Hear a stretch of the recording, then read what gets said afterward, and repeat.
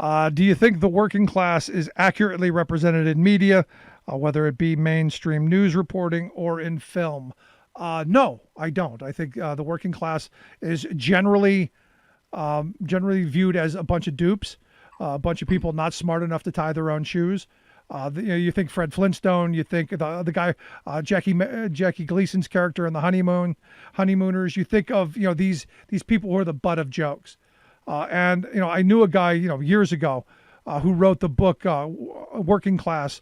It was about just that, how our media demonizes the working class.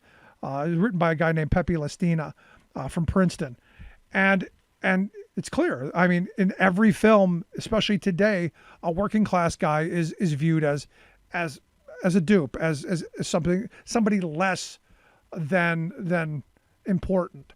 And for me, when I grew up, it was a little different scenario. There were some very few, but there were some that were saying, look, if I could get a union job, I can lead the American dream.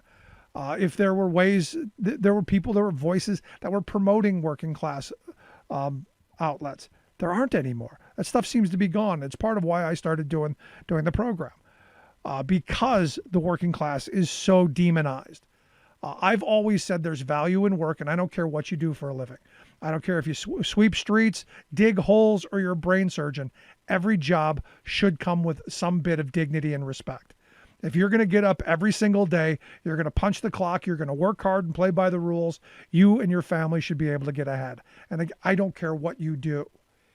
And I think we need to have those, we need to command and demand that be the reality. I go to, I'm in a lot of different circles, and some of them are people who have really big titles and big jobs, and it always comes around the table. Well, what are you doing? I say I'm a truck driver.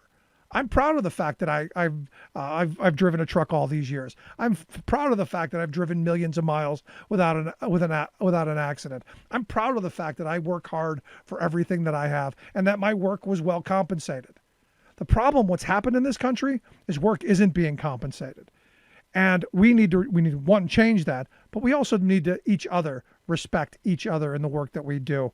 Let's go to the professor for his thoughts. Any thoughts on is the working class accurately depicted in media? No, I think that's a pretty easy no. When you talk about, where's today's working class hero? You know what I mean? You don't really see many of them. A lot of this has to do with, with some of the classic disconnects between, you call it coastal elites, call it Hollywood, this, that, whatever, whatever buzzword you want to attach to it. But in many cases, the people writing this material aren't from here, wherever here happens to be, right. Working class America, middle America, whatever the case may be. And so, of course, that distance is going to bring a misunderstanding about folks, as it always does. And the farther you get away from a major city, the worse it gets. If you add people who are one working class and two rural, well, then you get some pretty ridiculous, portrayals and so on.